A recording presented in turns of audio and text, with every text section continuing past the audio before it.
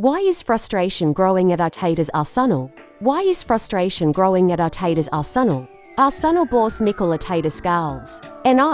Arsenal manager Mikel Arteta, has been in charge of Arsenal for 5 years and 22 days. The frustration is growing at Arsenal, trailing Newcastle to 2-0 in their EFL Cup semi-final after the first leg and now knocked out of the FA Cup by 10-man Manchester United. It has been a forgettable week for the Gunners. On Wednesday, Mikel Arteta's men host North London rivals Tottenham in the Premier League, 7 points off leaders Liverpool. Arteta has now been in charge of Arsenal, a club he made more than 100 appearances for as a player, for 5 years and is the Premier League's third longest-serving manager. He has helped them recover from mediocrity to consistent challengers at the top of the game, but with just the 2020 FA Cup to his name, is patience beginning to fade among some fans? It has to be pointed out they are third in the league, still in the Champions League, and in the semi-final of the League Cup, having been Manchester City's closest title challengers in recent years.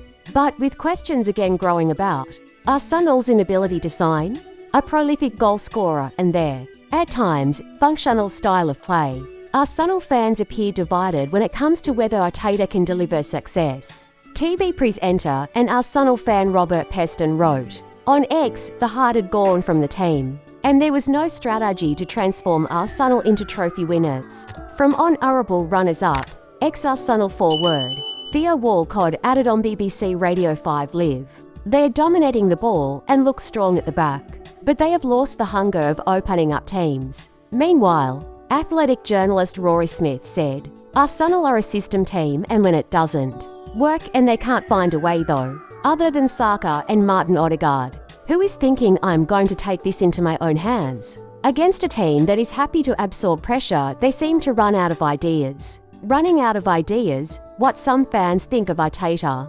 Bolarewa, Mikel Arteta's stubbornness is the reason why we are not progressing well as a team.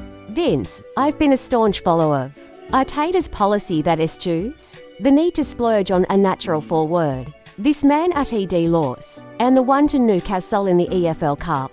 Tell me I've been severely myopic, if not downright blind. We're still in the January transfer window, and with Jesus sidelined. Please go get that striker before the month ends and our hopes with it. Quinton, I will always love Arsenal and the entire stature of the club. I will never question a manager or a player because they give it everything day in day out. Winning tournaments is the hardest thing to do. But I'm not too fast if we don't. It is not all about silverware.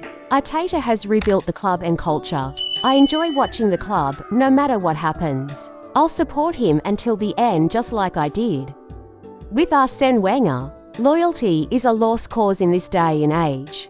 Paul, again. Build-up is too slow against teams coming to defend and hit us on the break. We seem to want to play for passes when one would do. It was same against Brighton and Newcastle. We won't win anything playing like this. Mikel needs to rethink our tactics, as this slow play is frustrating for the fans and, I suspect, the players too. We have become very predictable. Linda, I think criticism towards Arteta is slightly unfair. Once again, he coached a performance that should win us the game. It's not his fault Kai Havertz and co. are missing chances. Any top-level forward should be expected to score consistently. Rory, disappointed. Clearly, the manager has no news when it comes to substituting underperforming players, a situation that can only get worse if it's not immediately rectified. Alan, slow, boring football is all that Arsenal produce now. They have gone backwards in the last 2 or 3 seasons. They are always passing backwards and sideways, nothing through the middle at all. They have no proven goal scorers, and it shows. I think Arteta has gone as far as he can and has run out of ideas and tactics. This is why they now rely on set pieces to score. The fans are now starting to turn on him, and you cannot blame them with the cost of going to see Arsenal. Their prices are scandalous. Graham, yeah, another gutless performance, running out of ideas. Arteta seriously has to go. We will never win anything under him. They need to spend this month, but I bet they won. Single quotes Can Arteta solve problems in front of goal? Arsenal's problems are obvious if you listen to most people. Scoring goals. And, while the basic stats don't make this obvious, with the Gunners the third top scorers in the league this season. A deeper look highlights their problems in front of goal. While they have the best defensive record in the league, they are only 6th in terms of big chance conversion rate all season, and 8th since the 1st of December.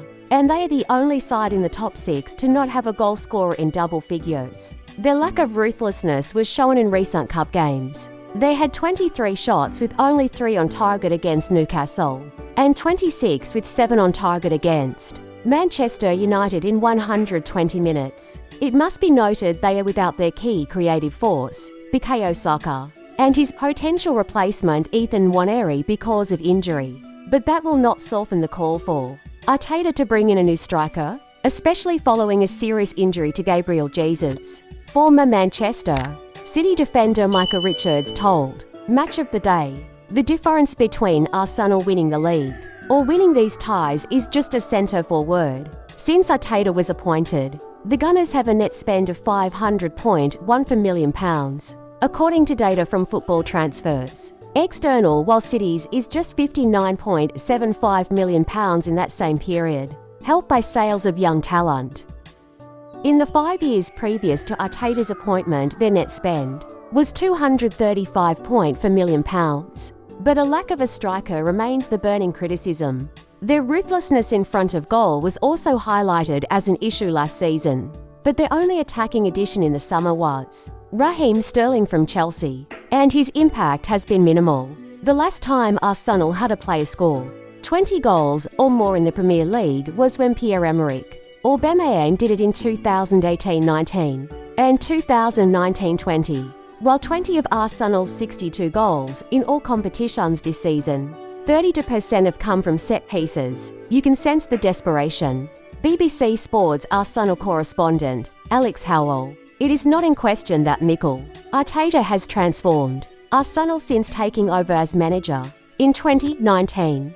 That progress had renewed optimism in North London and, after pushing Manchester City to the final day of the Premier League season in the last campaign, many thought this would be the year that Arsenal finally lifted silverware. But on Sunday, there was a unique atmosphere of desperation created in the ground. Some supporters left when the team was trailing with a decent chunk of time left against Newcastle, and that frustration also spilled into the Manchester United game. 2 losses back-to-back at home in cup competitions has started to create a feeling that it may be another campaign where Arsenal miss out on the top prizes." Laura Kirk-Francis, Lotte Firm Podcast, External. The fan base is now at odds over where to lay the blame. This team does not look markedly different from last year, where the same personnel produced a record-breaking season. Fundamentally, Arteta isn't the one fluffing chances and missing penalties. It's more a story of individuals under-delivering. The players are the same, the performances are not. Critics of Arteta, though, will point to his failure to strengthen Arsenal's attacking line in recent transfer windows. The vocal Arteta out brigade are revising the previous season's successes as either luck or a dramatic overachievement that actually just mask fundamental issues with Arsenal's squad.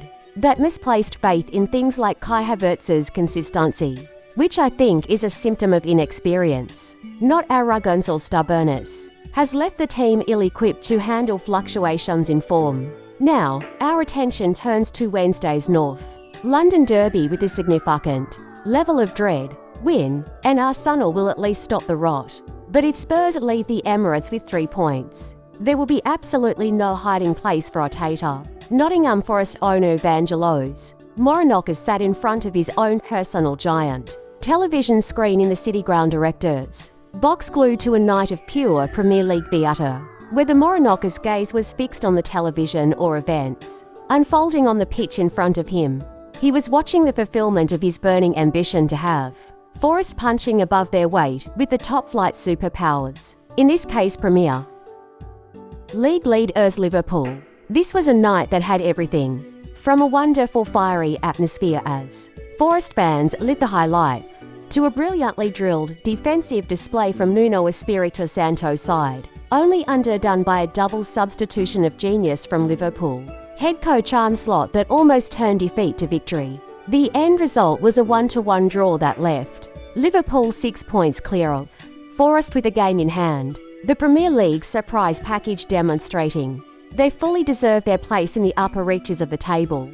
For 66 minutes it looked like Forest were about to inflict a second knockout blow on Liverpool this season after their September win at Anfield. Still, the only league defeat Slot side have suffered this season.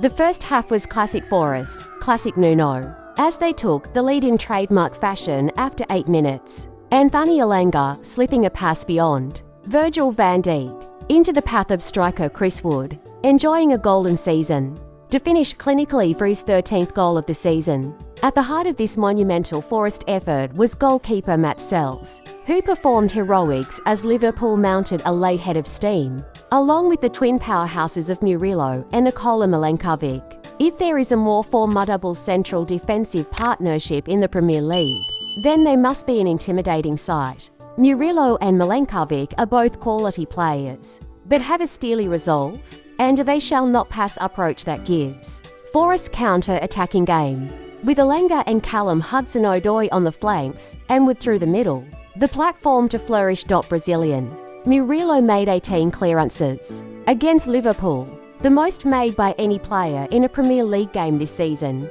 Forest made 59 overall, the second most in a Premier League game behind Leicester City 63 against Arsenal in September. Milenkovic made 12 clearances as Forest made it a frustrating evening for Liverpool until Diogo Jota made his impact. And what a testimony to Forest's recruitment that the pair cost a relatively small sum of £27 million. 22-year-old Murillo costing 15 metres from Corinthians in August 2023, while Milenkovic arrived for £12 million from Fiorentina in July 2024.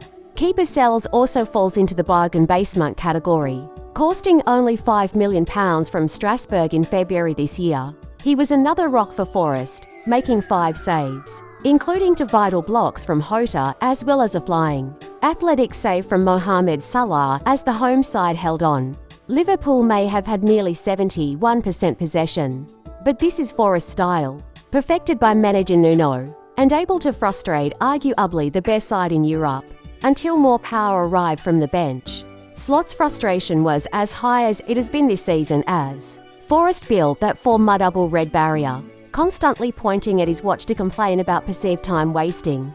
But his calculating mind was still cool enough to make the double change that altered the course of the game.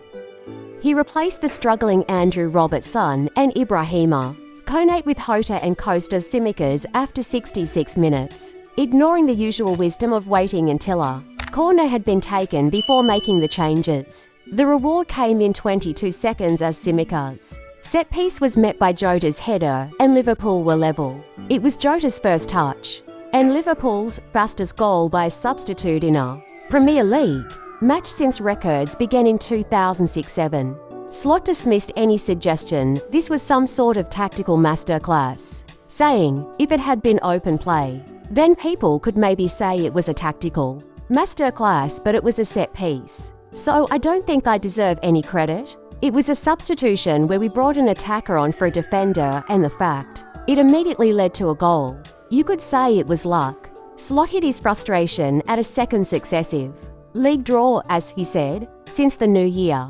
Into out of 3 games most agree with me, where I say we deserve more than we got. The only one the pundits didn't agree with was the Manchester United game, but when you look at the chances we both created, we deserved more than a 2-2 in that one. Too many times now. We deserve more than we got. And this is something we have to adjust as soon as we can. Our fans, our players, and me. We want to win the league, but we want the fans to come and see us and like what they see. No one, not even the hug to please Morinakis included, would have left the City ground feeling shortchanged after this thrilling installment of the Premier League.